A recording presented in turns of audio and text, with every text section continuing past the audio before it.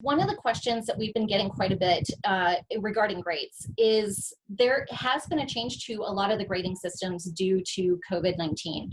For this spring, a lot of the universities throughout the entire United States, including Texas Tech, moved to either like a different type of grading system. So Texas Tech specifically went to credit, no credit, or you could keep your grade. So they're allowing you to see what your grades are. And if you like it, you can keep the grade, the letter grade. And if you passed, but you didn't like your grade, you can get credit. If you did not pass, then that's going to be a no credit. A no credit, so the LSAC has on their website, you can Google, let's see, what did I Google over here? Something about the LSAC transcript notation and then COVID-19. Like if you put all those words in, you're going to come up with the LSAC webpage for this. They discuss how those notations will be placed onto your transcript. And they're also going to include a letter with all of the applications that come through that were affected by the COVID-19 if they have those grading differences. We're going to receive a letter in your file that says this student was affected by COVID-19. This has a few different things. If it's a no credit class, that will count as an F. So that will hit your GPA. If it's counted as a credit, it will not affect your GPA.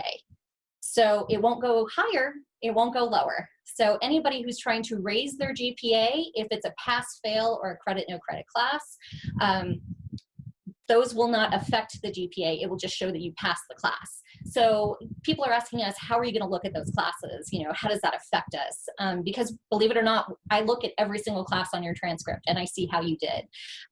So of course, again, we're human. So we're going to be looking at those holistically and we're going to say, hey, they passed their classes. If you passed, that's great. If you have a letter grade, that's great. Hopefully it made you go up a little bit. But if your GPA stayed the same, we understand this was kind of a weird transition period. If you did get an F though, that is it's gonna show as a fail. So just letting you know how that kind of affects you. That's a big question. I'm glad you walked everyone through that. One question I have for you as a follow-up, and you may or may not have the answer to this because it's too early, but the summer. What about summer classes that are starting within the next month? I believe most of the schools are probably going to stick with the same thing. Again, this is going to vary by school. So you may have a university that's sticking with their letter grades no matter what.